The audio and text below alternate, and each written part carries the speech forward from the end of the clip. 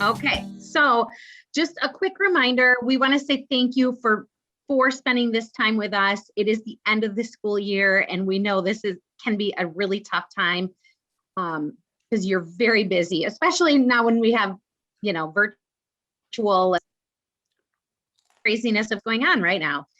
So we appreciate your time with us. If you are a little bit behind with the assignments, don't worry. We're doing this learning together quickly in a short amount of time. And we just want you to know that we understand, and your input is really important to us, and that feedback is really valuable. We really use that survey information when we send surveys out to help to create the best learning for everyone. So we do appreciate that. Okay, and now we have a hold on, everyone wait, don't put your numbers in. We're gonna do two giveaways today, 2 door prizes. So what we'll do is I want you to think of a number, don't put it in the chat yet. So when I say we're gonna do waterfall, it's a little trick I've learned. When I say waterfall, everyone will put enter. So what you can do is just think of your number between 1 and 75. Karen's going to think of a number for us. So get your number. I'm going to give you like 10 more seconds. And then when I say waterfall, then you hit enter and everyone's will show up at the same time. Okay, so think of your number. Give you 5 more seconds. Okay, waterfall. So now hit enter and there we go. There's all the numbers. Okay, and Karen, what was your number? Oops, it's disappearing on the screen. Yeah, we can't see it. I'll get it there. It's 54. Oh, 54. It's 54. Yeah. Oh, wait, there it is, sort of. Oh, man, you guys, I'm so sorry. 54 is the, trust me, it's 54. We do have someone with 58, and we'll take a look through here and make sure we have the person who's the closest. Looks like 58 though, and that Excellent. is Sarah. What about 51? 51. Do we have a 51? Yeah, See, this is me. I gotta look through. Oh, there we go. Jennifer's 51. Okay. Okay, Jennifer, send me your address that you want me to send the book to, and I will do that. Woohoo. Super. Okay. Thank you. We'll have another. I really wanted to share, and if you don't know this book, I'm going to go back one. If you don't know this book yet, Noah Chases the Wind. And I'm a fan of books. I really like this book, right? So maybe ask your librarian if you guys have it in your library. If you already know it, excellent. And really just wanted to give this one away as an appreciation for all that you are doing, for joining us at such a busy time of the year, and just all of your great work. Okay, I'm going to quickly share the survey results with you. Again, we really do appreciate your input. And hopefully you can see that. The summary, we asked about breakout rooms, and 35% of you said you wanted to join breakout rooms like work, like some itinerant services we heard specifically.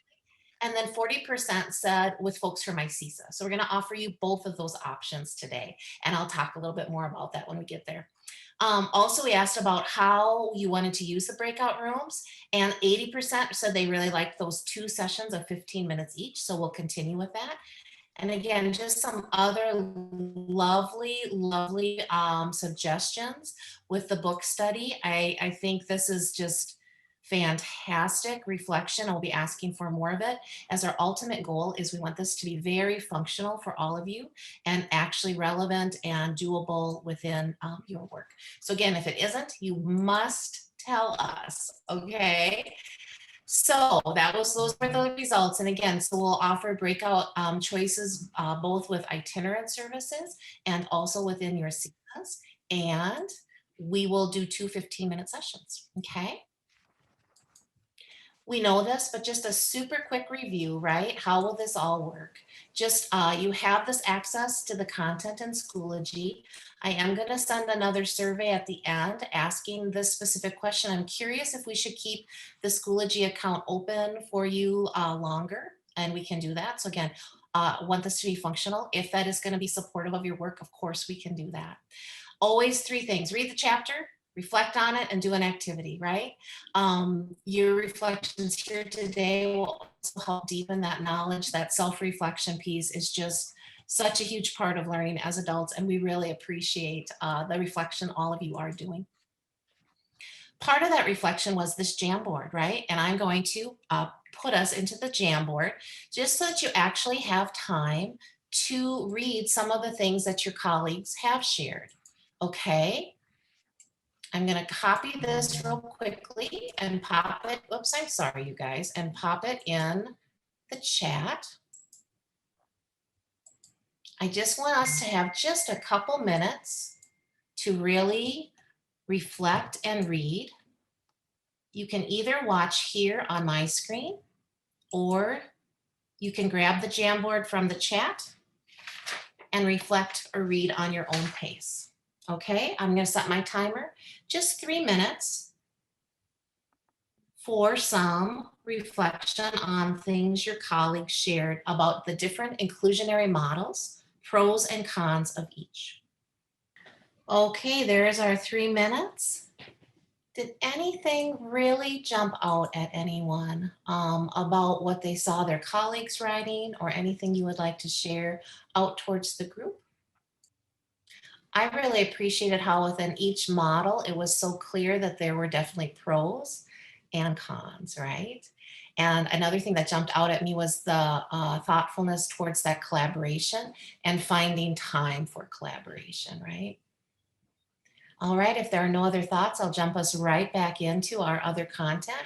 I just again want to honor that I know this is a very busy time for all of you, and we can really learn so much from each other that I wanted to provide just a little bit of that time right here during our hour together. And as many of us probably have this or have thought about this within our systems, at CESA 2, we have really looked at a variety of equity statements and really have tried to think about embedding equity throughout all of our work. So today, my challenge for myself was, because I believe that our current systems perpetrate inequity by design, I will become self-aware, staying alert to the ways identity and culture affect who we are and how we interact with learners and families. For instance, the reason I embedded this one today is, as we're talking about our building blocks book and high quality inclusionary opportunities, we know that we still here in Wisconsin are really, really good at creating that 4 half-day a week early childhood special ed self-contained classroom, right? And that doesn't, I'm not saying that that is a negative system, right? But if that is the only option we have in place for our young learners, think about how we have now created inequity by the design of the program that we have put into place, right? If we do not have options for our preschool students, we have then designed things that are inequitable. So at the end of the year here, as you sit with your IEP teams, perhaps updating annuals or doing your child outcomes exits, as we're doing now for all kiddos headed for 5K next year, or you're thinking about 5-year-old kindergarten placements, think about if you're hearing any of these comments from those you're in teams with. And Nicole, could you please read those for us? Absolutely. No one can meet the needs of this student like I can. He isn't ready for kindergarten. He doesn't have the skills. She's just so little. Let's give her 1 more year of growth. And it's not fair to the other kids, as this child needs so much support. So again, in all of your hard work, if you are hearing those types of comments, right, from others, my ask would be that you think about becoming a little bit stronger and a little bit louder, and thinking about what we're actually doing for our young learners when we say things like this, right? Are we perpetuating inequity by the design or by our own attitudes and beliefs, which is often the #1 barrier to high quality inclusionary opportunities for young children? Okay, now we're going to give you a chance to do some collaboration and some sharing with your colleagues. In the breakout rooms, I would love for you to think about the curricular modifications that you did or you plan to do. I was blown away when I hung out in the book, right, and looked at all the different curricular modifications that are listed in there. I think that, again, it can be a great resource for us. So along with curricular modifications, think about those same questions with embedded learning opportunities. What have you completed? What do you hope to complete? What went well? What would you do differently? And again, you'll have 15 minutes to do this reflection. Hold on, I think I put it in the wrong spot, Nicole. Here's what I want. In our breakout rooms, again, with some grace, I have one room for CESA 1 and 12, one room for CESA 2 with Nicole, a room for CESA 5, and Kathy Dental will be in that room, CESA 6, CESA 7, Sheboygan folks, if Cindy Prendergast was able to join. I know she was going to be with all of you. CESA 9 with Beth Tepper. I don't believe Beth is with us today, but if she joins, that would be great. And then itinerant staff. If you want to hang out in this main room with me, and you will be recorded, I hope that's okay, and talk about itinerant work and curriculum modifications and embedded learning opportunities, we'll do that discussion here in the main room. My ask, or my grace, right, that I'm asking for is, if you are in a room and you only have 1 or 2 people, come on back out and let me put you in a different room. Also, we're going to do this twice. If you're really interested in that itinerant discussion, but you notice we have a whole bunch of people here in the main room, I may ask you to join first a smaller breakout room and then come back and do the itinerant reflection the second time we break out. I can start. Trisha Crochus at DC Everest.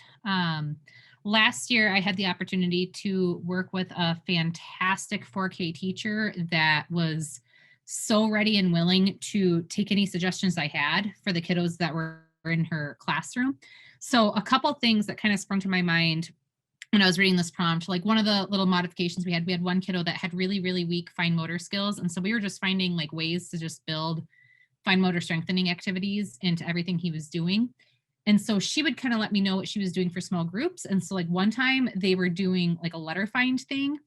And initially she just had them, they were supposed to like find a card and then just like pair it, like just like set the card on top of another card, just to pair it.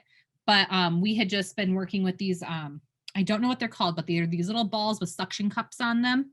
They can like put on the table, and it's like really hard to pull off and works those good fine motor skills. So I was like, hey, I have a bucket of these. Could we just throw them into the activity and they could like put the cards together and be like, pop, I've got it, and then pull it off and do their next one, like, you know, use that to like move the cards and whatnot. And it was just an easy thing to throw in so that way he could work on the skills. But there was a lot of little things that we were able to do because she was just a fantastic teacher to work with.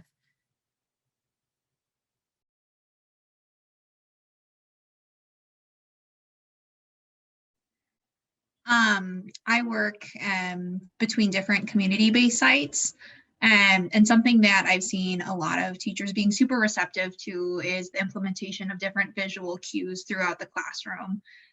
Because I think there's a lot of cues that are beneficial for the students that I work with, as well as all of the kiddos within the room.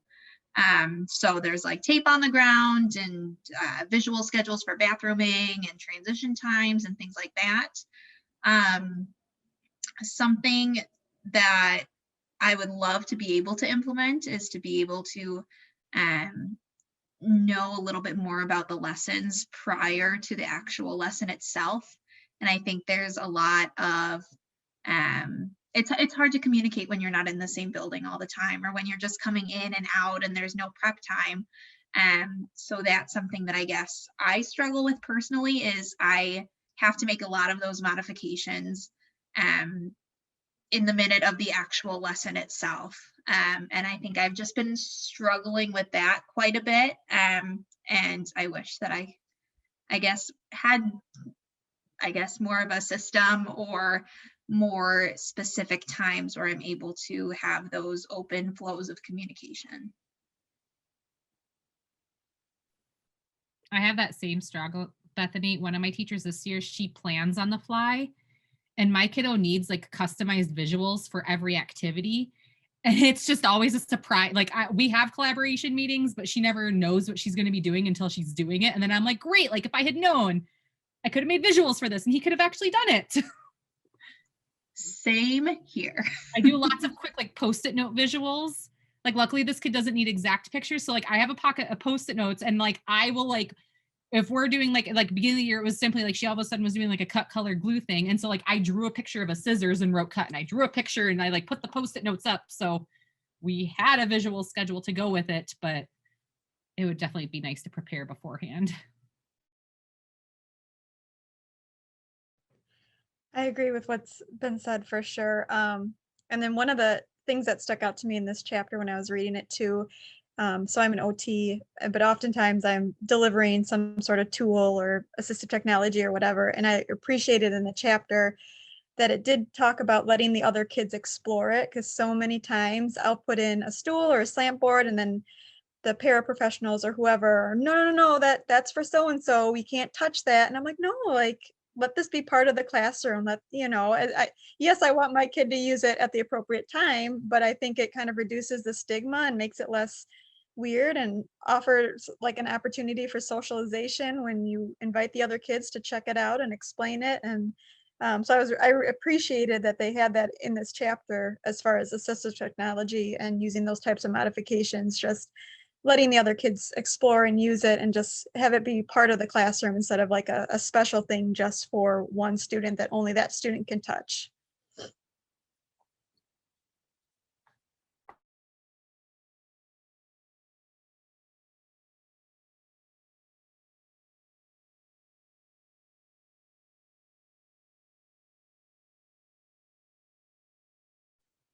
So I know then I say I'm going to be quiet and then it's so hard for me to be quiet, right? So when we're thinking about that collaboration piece, do any of you have a success story of, like you said, getting information about lessons earlier or not having to do that on the fly, right? That it actually is planned and intentional. Does anybody have a success?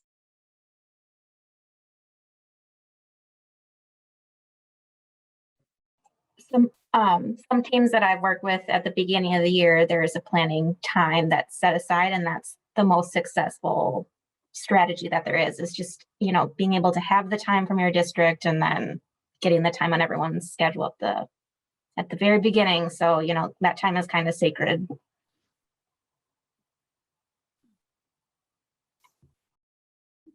On the flip side, because I work with 16 kids in 16 different locations, it's really hard to maybe get that great time. Like I've had the meetings with the teachers once a week or once a month, which has been nice. But even then, I don't think I got that kind of information, like where I could plan stuff. So my adaptation for that has been, so as a speech therapist, I make a lot of communication tools. And so I do core words, things that you use in every activity. And I have colors, which are used so often and can be used with so many different types of activities. Like, oh, they're going to make a whale today. Here's blue and here's green. So they can choose the piece that they want at the right time. So having a nice foundation of a lot of like the pictures of the toys they have in the classroom and have out. And then working with the teachers to get the newer, like if they're switching out the house area to be a vet area, like having those bigger changes known in advance so that I can create things for that. But I love your idea, Trisha, that you were talking about before, just like the Post-its I've definitely used. And I do a word of the week with my kids and I usually just draw the thing out and it works great. So I've had a lot of success working with some of my art teachers when I push into an art classroom for the Post-it, because I've totally done Post-it visuals, but for like, if it's a classroom where it's like, okay, like we frequently use scissors, glue, I will just keep those in the classroom to use on the fly. But with my art teachers, a lot of times if I send them an email, and usually it has to be directed by me because they're never going to remember, but if I send an email and say, what is kindergarten doing this week? And then they can kind of at least give me a heads up of, is it going to be clay? Is it going to be, cutting and gluing? Is it going to be painting? And that I can prepare at least a little bit with the general of what medium, what tools are we working with. And that's helpful, but usually it's me having to send an email and therefore me having to remember to send the email. But that's what I found to be at least helpful.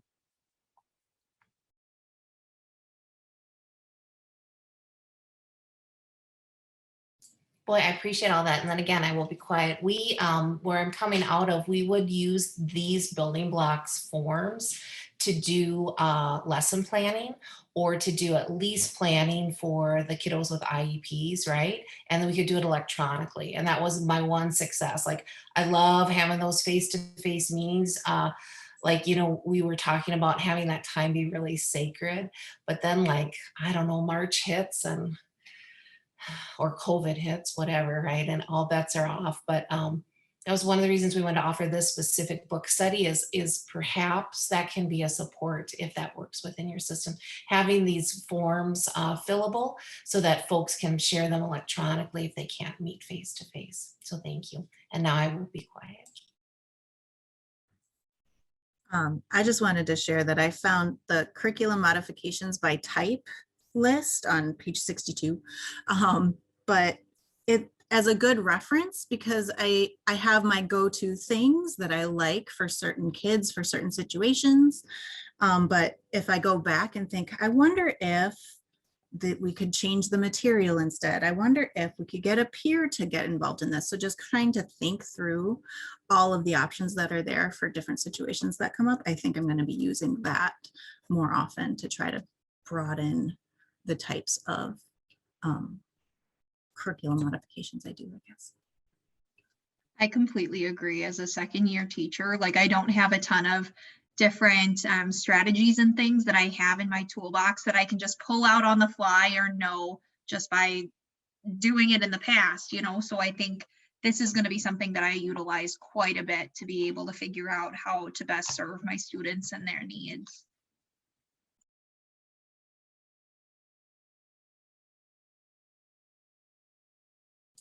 And I think too, in the Google reflection tool, we list Kara's kit, which is a way to look at these modifications in a very similar format, because what do we want to jump to all the time? Adult support, right? People are, oh, we gotta have a parent on this kid, right? Oh, this kid needs hand over hand support to do a fine motor project, right? And we just I jump right to that one, right? And I too really love how this is laid out so clearly and then gives examples, right? So I'm glad, I hope that is helpful.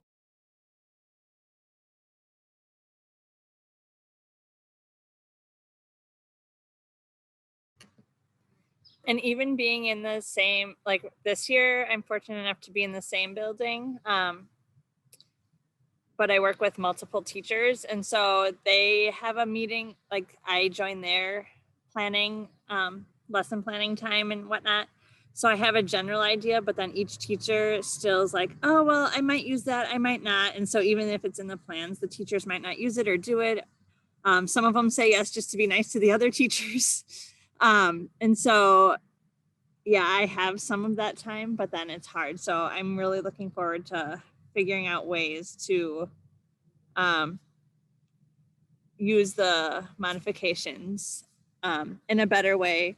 Because yeah, adult support, like what does that look like? And I mean, yeah, we're struggling with that at our house. Heidi, my dog is a little nosy apparently, so that's where I'll stop.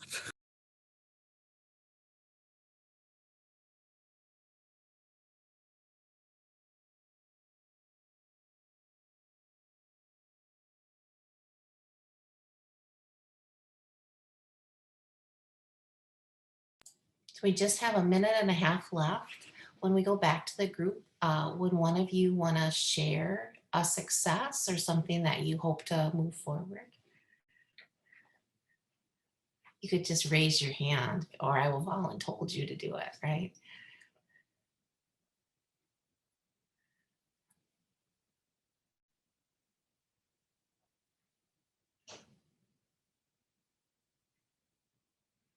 Bethany, would you feel comfortable talking about the curricular modifications? And you could say no, I'm not your boss. Sure. Let me just page through this again to refresh my memory too. I guess a big something I found this year for different adaptations for like materials and like schedules and Velcros and visuals and things is using the tack it over and over glue. And so I've been using that a lot now instead of regular Velcro. But that was really beneficial in making, like for I have one child who sitting at group time is somewhat difficult for him. So I've made a smaller like calendar time sort of bit, but instead of a calendar, it has cars on it and you drive the cars to the different days of the week.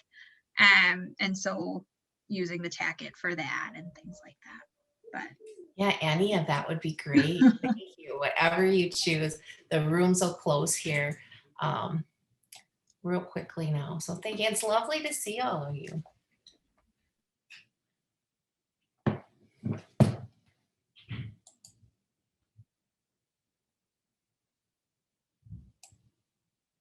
We have just 40 seconds left. Anything else?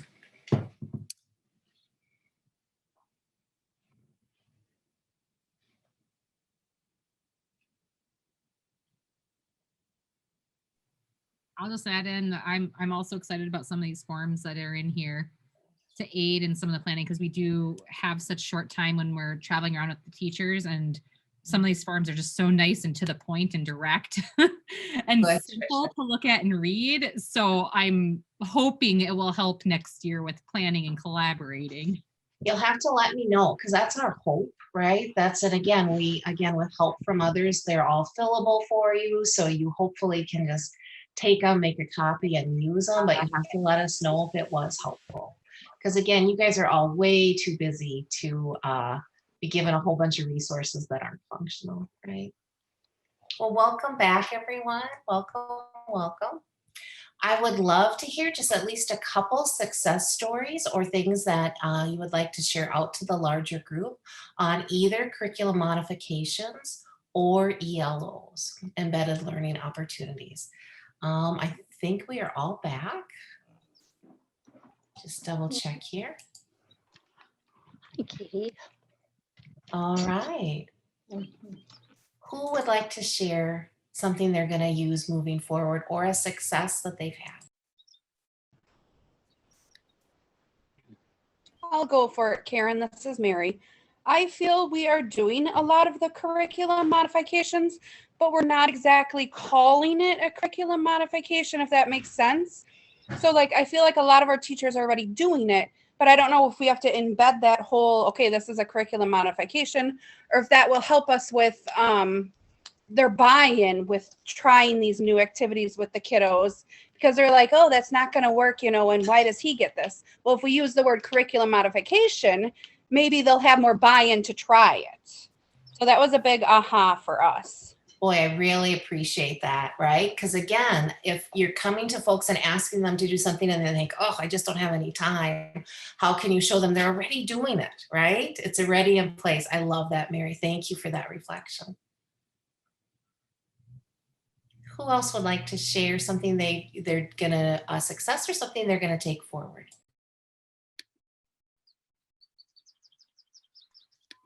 This is Elizabeth in La Crosse. The form that caught my attention was the one where it talked about the expectations for each day. So this might even be, can't even remember if it was this chapter, but anyway, it caught my attention because we keep having a lot of staff changes, and some of the hardest aspects that we're working with is those different expectations, like how the children sit on the carpet, or you know, the level of movement, or which teacher is responsible for what. So I think that could really help with our teaming in the future. Boy, thank you. I really appreciate that reflection, Elizabeth. Nicole, could you pull up our questions and pop them in the chat for the next breakout room so that we can maximize our time? While she does that, could we have one additional comment about something that was helpful or that you'll use moving forward?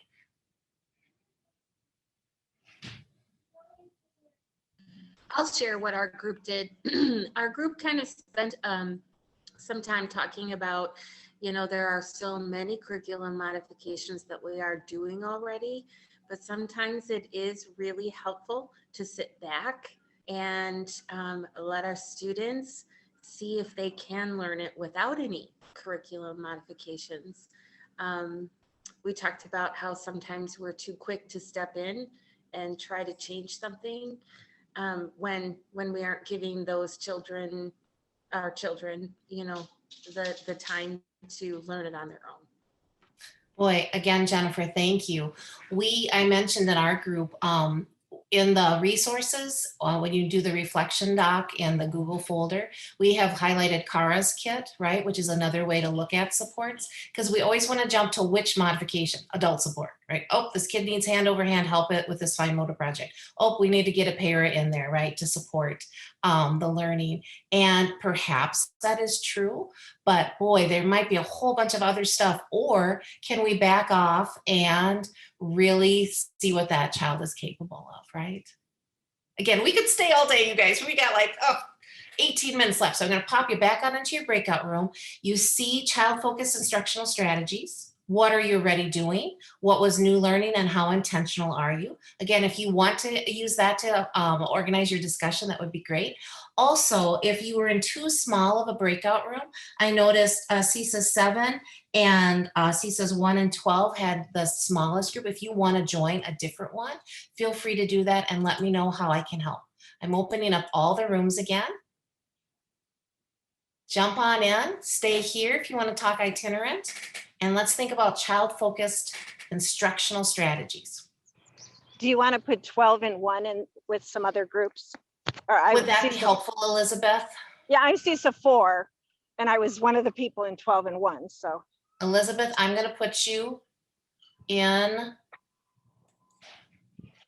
with CESA 7. Okay. Okay, and Amy, I'm going to do the same. I hope that works.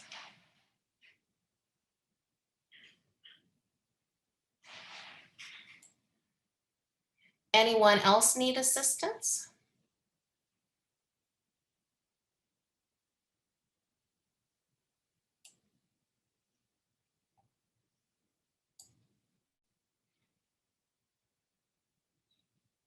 Okay, if not, I'm going to be quiet. And again, it's your time, guys. Again, I'm not your boss.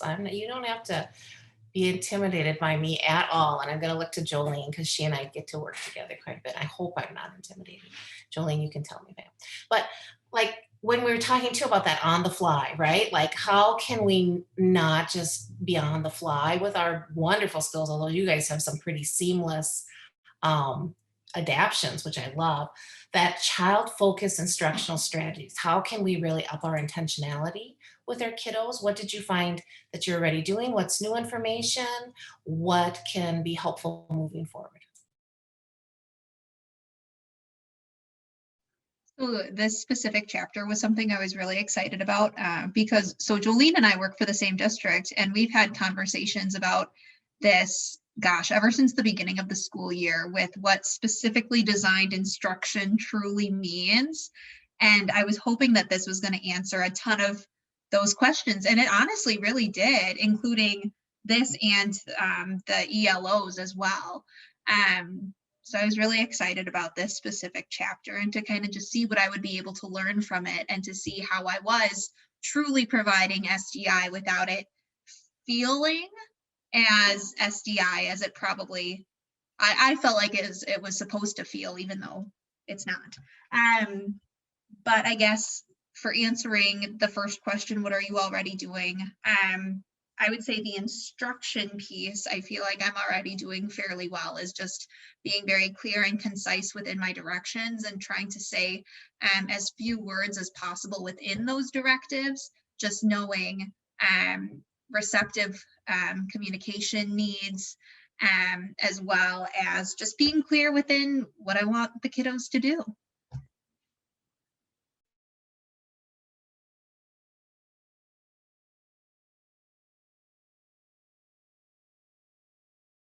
Boy, thank you for that, Bethany. And just know next year from the state, level, we're going to try to offer more professional learning opportunities around specially designed instruction, as I think it's getting a little bit more attention. I think Michelle O'Gorick, our statewide lead, is working on some more learning around that. I think lots of us need that support. So I appreciate that this chapter was helpful.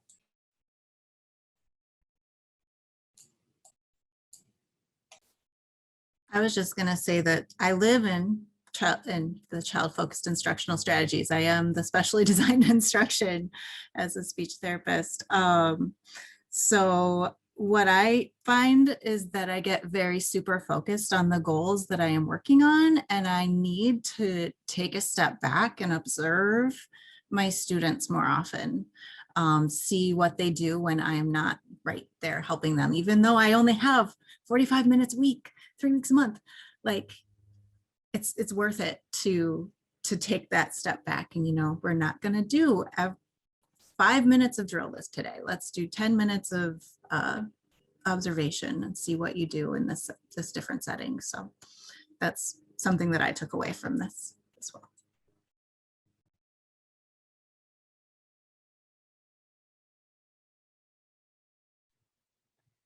Yeah, I felt like the book kind of gave permission to observe a little bit, because I came from birth to 3, and backing off to observe was such a normal part, because, you know, when you have like wee littles, like you do a little, then you're like, oh, let's watch. Do a little, oh, let's watch. And then last year was my first year in this position, and there was such a focus too statewide on like the specially designed instruction that like I almost felt dirty for sitting back to observe sometimes when I was there, because I was like, oh no, I'm not doing my job. I'm not providing minutes. And it's nice that the book is like, hey, but this is actually a useful part of that whole. You can observe. It's not bad.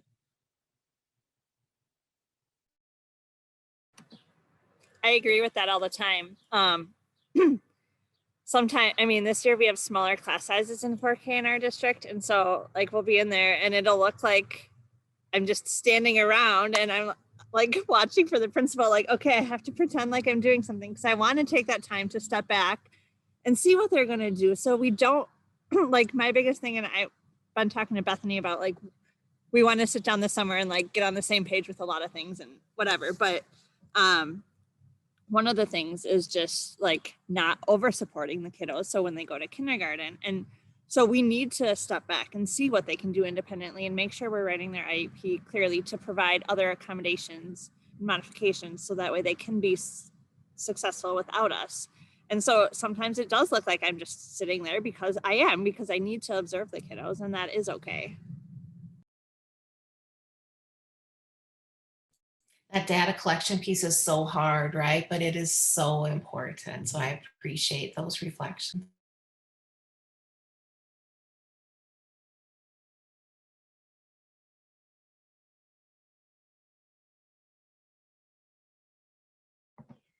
I think too, just on that topic, sometimes even just depending on the activity, I'll know like, oh, this is an activity my student can do independently. So I'm out.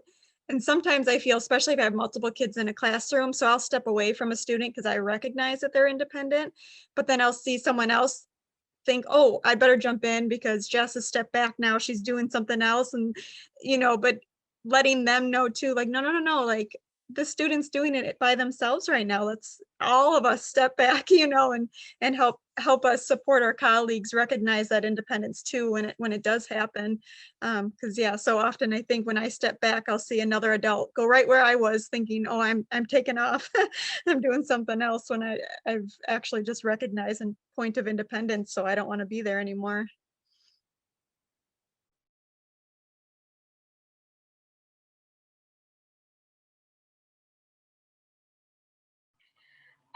Yeah, this whole discussion has made me think about how I have like specific times that I go and see my students because they're doing some activity that, you know, I'm working on fine motor or writing.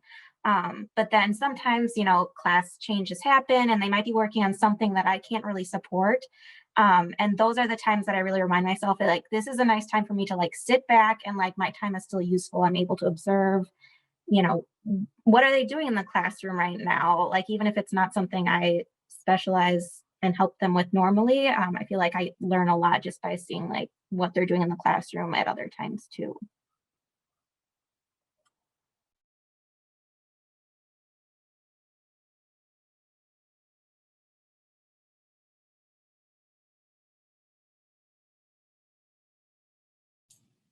Well, again, thank you. These are great reflections. And you know, if you want to talk just about itinerant services in general as well, feel free to do that or ask questions to each other, as that's, you know, again, just you know, we want to make good use of your time. So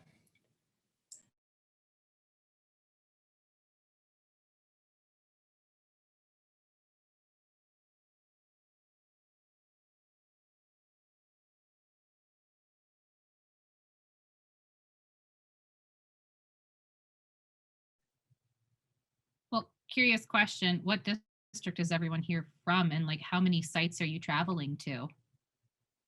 I mean, I guess I'm DC Everest. We have 4 itinerant early childhood teachers, and we kind of divide up sites by numbers and whatnot. But on average, like this year, I have 1, 2, 3, 4 different community sites that I see in multiple classrooms within each of those sites, plus a couple like home-based kids. What's everyone else have? So I'm in Watertown, and I go between 3 different community sites, but 2 of them are in the same building. It's just one's on the upstairs and one's on the downstairs. So for the mornings, I'll be in one location, and then in the afternoons, I'll be at the 2 other locations. And then next year, I'm going to have a similar setup, but all but one of the sites are going to be different. So there's going to be a lot of change coming up next year, but it'll happen. I'm also in Watertown, and this year I'm placed there's one elementary school that has 4K. Next year we're adding 4Ks into the elementary school, so that's where Bethany is going to be going, is to less community-based sites and more school-based sites. But this year I'm in the elementary school, and I have 3 different classrooms that I do. I have 2 morning classes and 1 afternoon class. And then there's a kiddo that comes and just sees me and his other therapists individually. I work in Madison, and so I go to homes, daycares, Head Starts. I'm completely itinerant. Like currently I have 16 kids on my caseload, and I think they are in 16 different locations. But it's a weird year because some of them continue to be virtual. We're not going to homes yet. And we're actually, some kids are coming to school buildings, which is weird for me. Yeah, in general, I'm just kind of all over the place. And they try, like even the early childhood special ed teachers I work with, like I work with multiple because just locations in the city, speech therapists have larger caseloads than EC teachers do. So it's wild. This year's been a little bit different for me. I work for New Glarus, but I've been doing their virtual work this year. But I see everyone in the district. So early childhood at daycares and different classrooms, and then middle school and high school too. And I used to work at Sun Prairie too, and I would go everywhere there. So yeah, lots of different sites when I was there.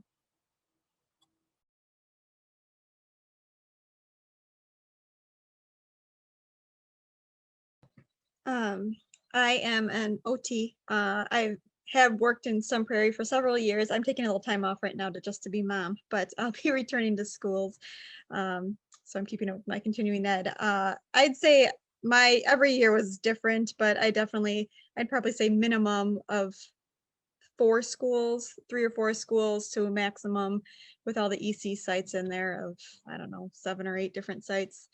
I always had like at least 1 to 2 elementary buildings, and then the rest was filled in with EC, high school, a little bit of everything. Well, and I always get this question from like teachers or therapists or directors of special ed, like what should an itinerant caseload look like? Like how many kids, right? And Megan, correct me if I'm wrong, at least for a while in Madison, they were looking at amount of hours of specially designed instruction versus number of kids. So if you had a 40-hour work week, at least again, Megan, tell me if it's changed. If you hit like 24 hours of specially designed instructional minutes in a week, they would start looking at that as that was an FTE of a full time. So I thought that was really an interesting way to not look at number of kids or numbers of locations, but to look at how much instructional, specially designed instructional minutes. But again, Megan, maybe they've changed that recently. I think EC teachers, you're right, it's 24 hours of service. So that gives them time for planning and travel. But for speech and language, we actually do number of visits. So like we have a limit of 24 visits. Maybe it's 20 hours for them, but and then I'm part-time, so that's why I'm at 16. I just think that's really interesting. I don't hear other districts looking at it that way. Everybody wants a number, right? But there were years, you guys, and you know, that I could have 12 kids and be completely overwhelmed. And a different year, I could have 20 kids and feel, man, that's just about right, right? It's not really always about the number of kids on your caseload. And I wish that districts would take the drive time into consideration as well, because last year I had 2 days out of my week that I did the math, and I was 2.5 hours in the car on those days between I had like 5 to 7 places I was going, but just the distances and whatnot. It was 2.5 hours in the car. And like my supervisors would look at my minutes and like, oh, but you don't have that many minutes. I'm like, yeah, but if, out of these 2 days, it's 5 hours of driving. I can't be doing anything. Right. That is, if you haven't done itinerant services, that's not easily understood, right, Trisha? Especially in the winter. Oh, yeah. Yeah. And I always would laugh that my car would never, was grateful if places were close together, but then not grateful in the winter because the car never warmed up, right? Oh, you guys, this is great. Everybody's going to be back here in just a minute. So thank you for these thoughtful reflections. Really appreciate it. And again, I'll be quiet. You've got 1 more minute. Okay, Nicole, due to time, let's go right to the giveaway. And I will just share again, if you want these additional resources, they are embedded in here for you, but I don't want to keep you over time. A little smile here as we're wrapping up. Check out the additional resources. You get to choose next time. Please finish up the book. The last set of chapters talk about important topics, and check that out. Again, this is we want to really meet your needs. If you want to get the book study done prior to being done with school, come on June 7th. If you can't come on June 7th because you've already scheduled things, you're planning on the 14th, that is also fine. We will be with you both times. Any questions, let us know. We truly, truly appreciate all you are doing. And thank you.